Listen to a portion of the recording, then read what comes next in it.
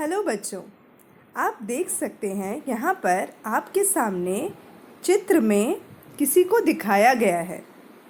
इनका नाम है इला।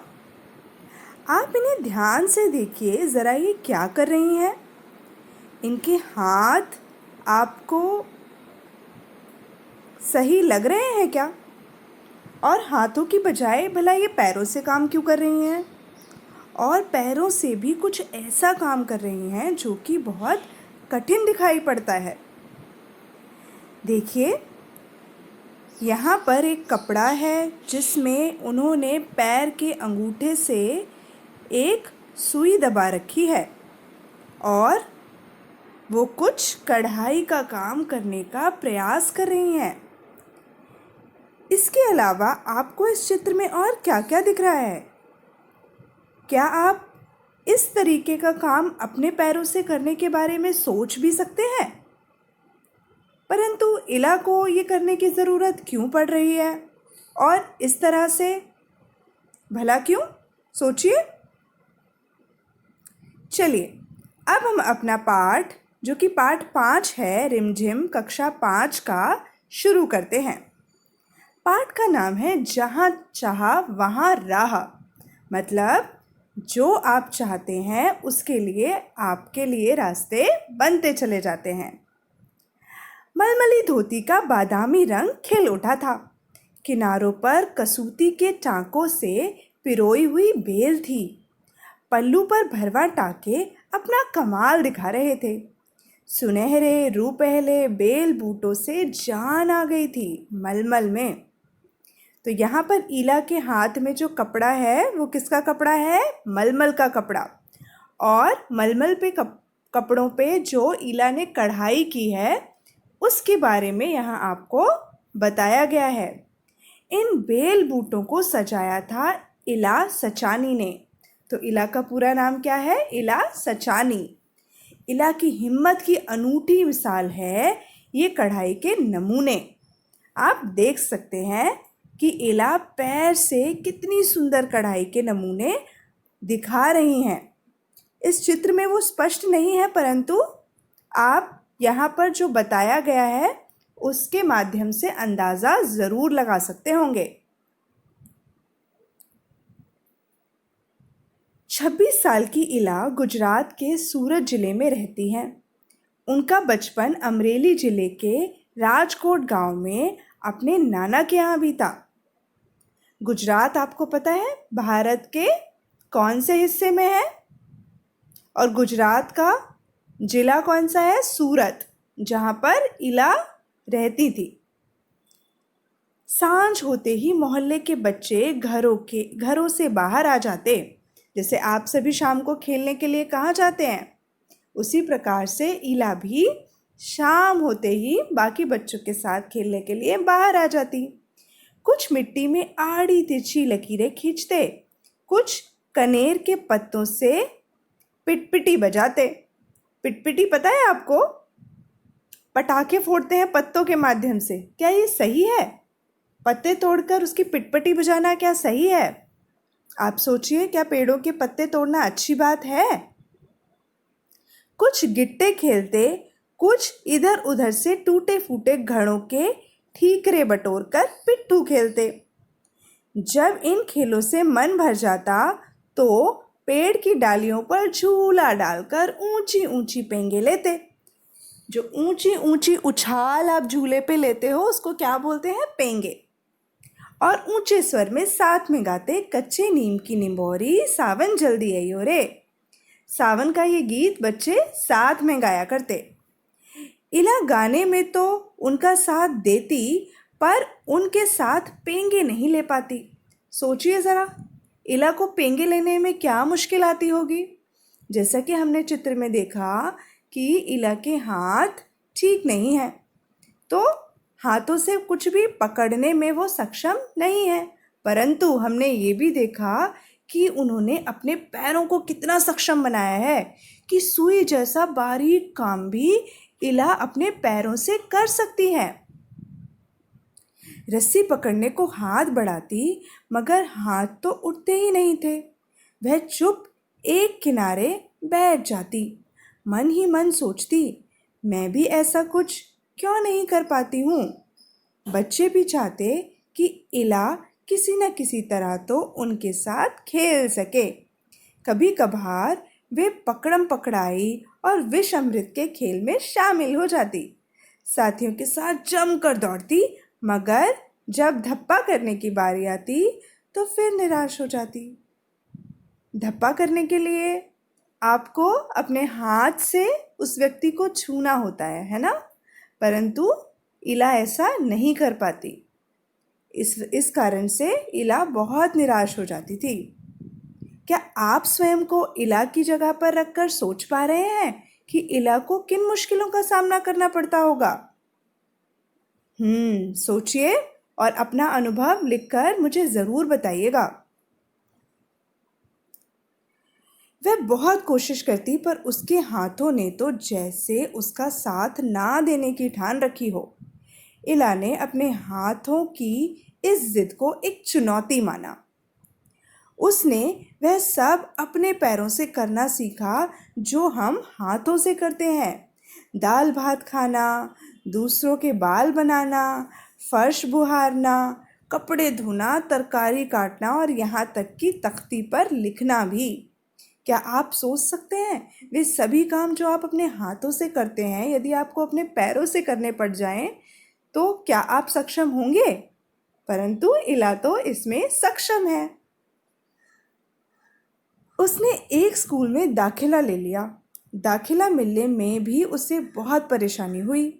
कहीं तो उसकी सुरक्षा को लेकर चिंता थी, कहीं उसके काम करने की गति को लेकर। किसी काम को तो वह इतनी फुर्ती से कर जाती कि देखने वाले दंग रह जाते, पर किसी किसी काम में थोड़ी बहुत परेशानी तो आती ही थी। वह परेशानियों के आगे घुटने टेकने वाली नहीं थी। उसने 10वीं कक्षा तक पढ़ाई की। वह 10वीं की परीक्षा पास नहीं कर पाई। इला को यह मालूम न था कि परीक्षा के लिए उसे अतिरिक्त समय मिल सकता है। उसे ऐसे व्यक्ति की सुविधा भी मिल सकती थी जो परीक्षा में उसके लिए लिखने का काम कर सके। यह जानकारी इला को समय रहते मिल जाती तो कितना अच्छा रहता। उसे इस बात का दुख हुआ, पर यहाँ आकर सब कुछ खत्म तो नहीं हो जाता ना। उसकी माँ और दादी काशीदाकारी करते थे, यानी कढ़ाई का काम। वह उन्हें सुई में रेशम पिरोने से लेकर बूटियां उकेरते हुए देखती। ना जाने कब उसने काशीदाकारी करने की ठान ली। यहाँ भी उसने अपने पैरों के अंगूठों का सहारा लिया। दोनों अंगूठों के बीच सुई थामकर कच्चा रेशम पिरोना कोई आसान काम नहीं था, पर कहते हैं ना, जहाँ चाहा वहाँ रहा। उसके विश्वास और धैर्य ने कुदरत को भी झुठला दिया कि जो काम आप अपने हाथों से कर सकते हैं वो केवल अपने हाथों से ही कर सकते हैं। नहीं, इला के उदाहरण से हम समझ गए कि कोई भी काम आपके मन की क्षमता पर डिपेंड करता है, क्षमता पर निर्भर है। यदि आप चाहें तो वही काम अपने पैरों से भी कर सकते हैं। 15-16 साल की होते होते इला कठियावाड़ी काशीदाकारी में माहिर हो चुकी थी। किस वस्त्र पर किस तरह के नमूने बनाए जाएं, कौन से रंगों से नमूना खिल उठेगा और टाँके कौन से लगेंगे, यह सब वह समझ गई थी। एक समय ऐसा भी आया, अब उसके द्वारा काढ़े गए परिधानों की प्रदर्शनी लगी।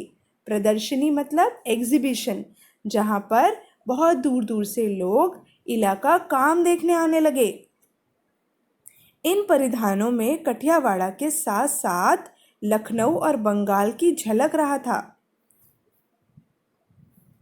इला ने कठियावाड़ी टाँकों के साथ साथ और कई टाँके भी इस्तेमाल किए थे। पत्तियों को चिकनकारी से सजाया था, डंडियों को कांथा से उभारा था, पशु पक्षियों की ज्यामितीय आकृतियों को कसूती और जंजीर से उठा रखा था। ज्यामितीय आकृतियाँ कैसी होती हैं? जो गणित में हमने अक्सर देखी हैं, गोला, त्रिभुज, चौकोर, इस तरीके की आकृतियों को ज्यामितीय आकृतियाँ कहते हैं। इस तरह की आकृतियाँ इला के काम में नज़र आ रही थी। पारंपरिक डिज़ाइनों से में यह नवीनतम सभी को बहुत भाई। इला के पाँव अब रुकते नहीं हैं। आंखों में चमक, होठों पर मुस्कान और अनूठा विश्वास लिए वे सुनहरी रूपहली बूटियां उकेरती थकती नहीं हैं। आपको कैसी लगी इला की यह कहानी? मुझे ज़रूर बताइएगा। अब हम अभ्यास की तरफ रुख करते हैं। तो जहाँ चाहा वहाँ रहा का अभ्यास कुछ इस प्रकार है। आप प्रश्न 1 में देख सकते हैं, इस चित्र को देखकर आपके मन में क्या भाव आ रहे हैं? कोई 3 वाक्य लिखिए। आप एक चित्र देख रहे हैं जहाँ पर एक लड़की ऊंचे पहाड़ की ओर चली जा रही है। यह रास्ता कठिन ज़रूर होगा, पर उसे सफलता ज़रूर मिलेगी। आपके मन में और क्या क्या विचार आ रहे हैं? इस चित्र को देखकर आप ज़रूर लिखिएगा और मुझे आपके उत्तरों का इंतज़ार रहेगा। अब आप देखिए प्रश्न 2। निम्न शब्दों के अर्थ लिखिए। अनूठी, अनूठी का मतलब अनोखा, अनूठा होना, अनोखा होना मतलब दूसरों से बहुत अलग होना।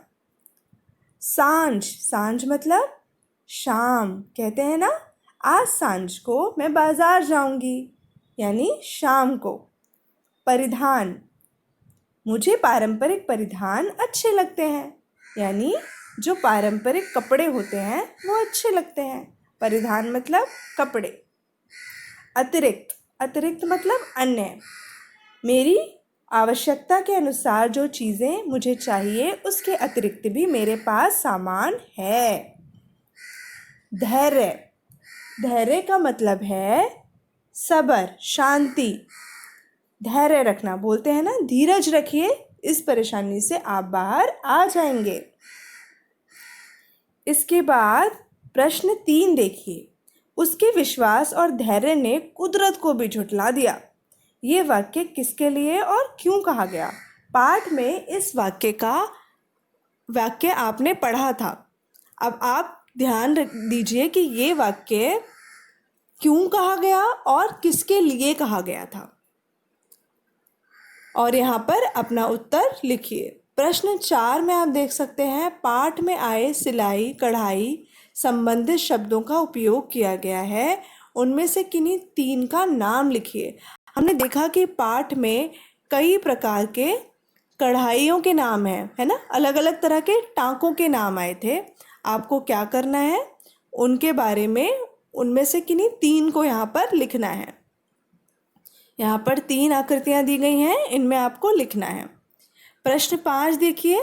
इला के बारे में पढ़कर आपके मन में क्या विचार आया, लिखिए। इला की कहानी बहुत ही प्रेरणादायक थी, है ना? तो आपके मन में ये कहानी पढ़ने के बाद क्या विचार आए? मुझे पूरी उम्मीद है कि आपके मन में बहुत सारे विचार आए होंगे, बहुत सारे सवाल आ सकते हैं, है ना, या बहुत सारी चीज़ें आपको शायद बतानी होंगी इस कहानी को पढ़ने के बाद जो आपको महसूस हुई। आप ज़रूर लिखिए और मुझे ज़रूर बताइएगा। धन्यवाद।